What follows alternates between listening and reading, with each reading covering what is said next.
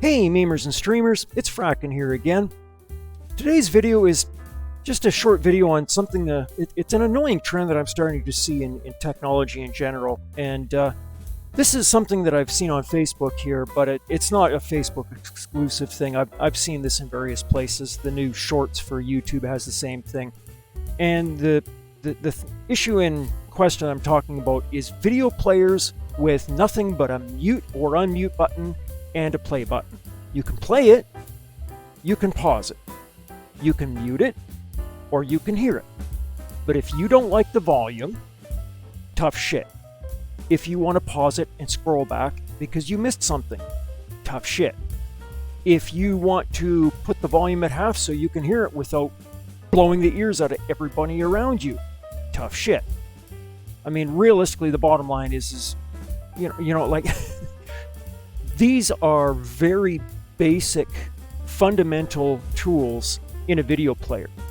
You know, being able to do things like scrub through the timeline to a particular spot, change the volume to whatever it is. Now, of course, the reason is on a smartphone, you know, you have a hardware button. You just reach up and turn it up and down, or you can just swipe back and forth. And, you know, I don't know. I don't use smartphones for this kind of crap, so I don't know if you can even do that. But maybe you can't scroll through the timeline on a smartphone either, but hopefully they will end up reversing this kind of trend. There's a lot of disturbing trends in technology and lately, or in general like this lately that I'm seeing.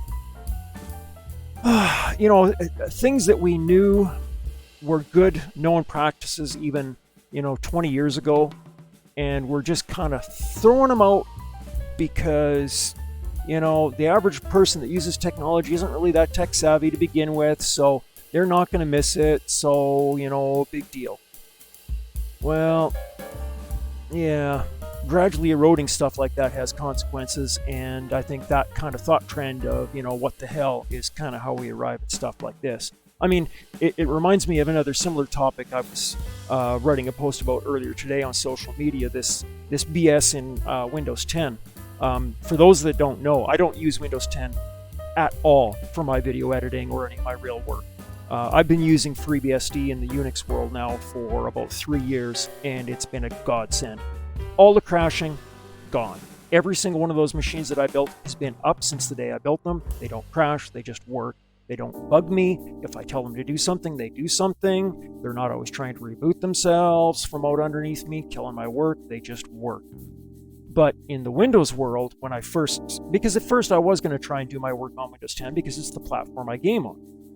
And where I finally had enough was the problems where on USB insertion, after about 6 to 8 hours with the machine that I had, it would try and reboot itself.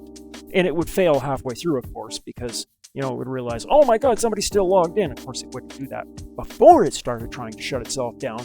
But it would get halfway through, kill a bunch of services, and then fail, and then let you continue in the game, but, without certain important things like, USB devices, all those fancy things that you need.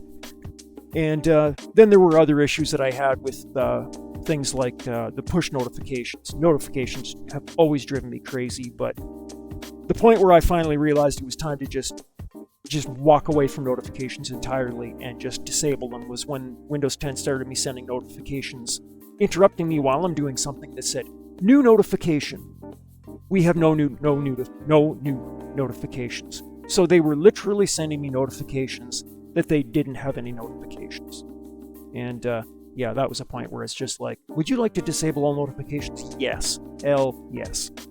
So anyway, yeah, that's all I got for now, guys. Hope you guys are having a less frustrating day than I am. Anywho, later, guys. GG's and 7 3s.